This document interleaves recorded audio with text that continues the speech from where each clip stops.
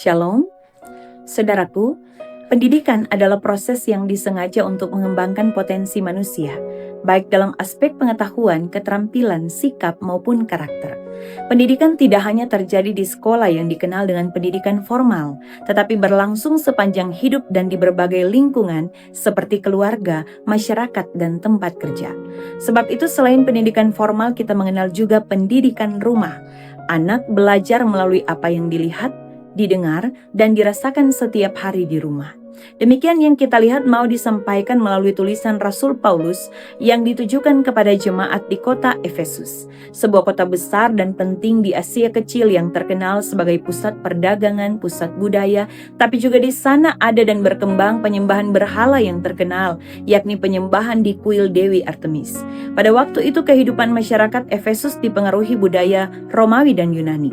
Struktur keluarga bersifat patriarkal, yaitu ayah memiliki kekuasaan sangat besar atas anak, istri, bahkan hamba. Anak-anak harus tunduk penuh kepada orang tua, sedangkan hamba dianggap milik tuannya. Dalam budaya seperti ini sering terjadi perlakuan keras, ketidakadilan, dan penyalahgunaan kekuasaan. Di tengah kondisi tersebut, Paulus memberikan pengajaran yang berbeda melalui Efesus 6 ayat 1-9.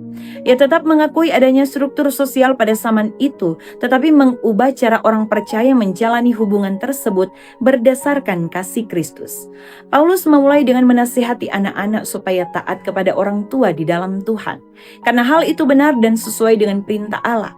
Ketaatan anak bukan hanya bentuk penghormatan kepada orang tua, tapi juga bagian dari ketaatan kepada Tuhan.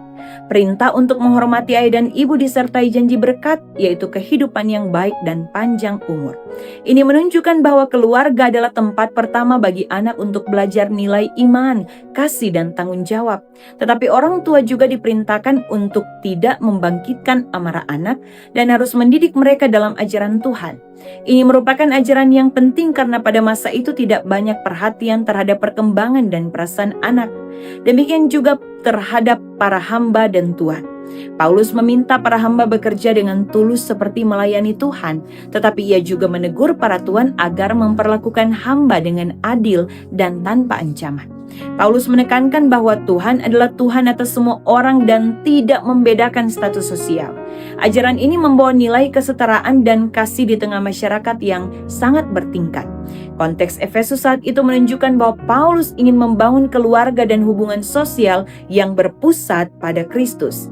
Lalu apa pesan firman yang perlu kita renungkan, saudara? Yang pertama, mari jadikan rumah kita sebagai tempat pembentukan karakter. Apa yang dilihat anak setiap hari di rumah akan membentuk sikap dan kepribadiannya. Karena itu rumah bukan sekedar tempat tinggal, tetapi tempat pembentukan karakter dan moral. Rumah yang dipenuhi ajaran Tuhan akan melahirkan generasi yang kuat dan iman dan penuh kasih dalam kehidupan. Yang kedua, orang tua harus menjadi pendidik pertama. Orang tua dipanggil untuk mendidik bukan hanya memenuhi kebutuhan fisik anak. Orang tua adalah guru pertama bagi anak. Anak lebih mudah meniru apa yang dilihat daripada apa yang didengar. Karena itu kehidupan orang tua menjadi buku pelajaran pertama bagi anak-anak. Yang ketiga, bangunlah pendidikan dengan kasih dan disiplin. Artinya pendidikan dalam rumah tidak boleh dilakukan dengan kekerasan atau sikap otoriter yang berlebihan.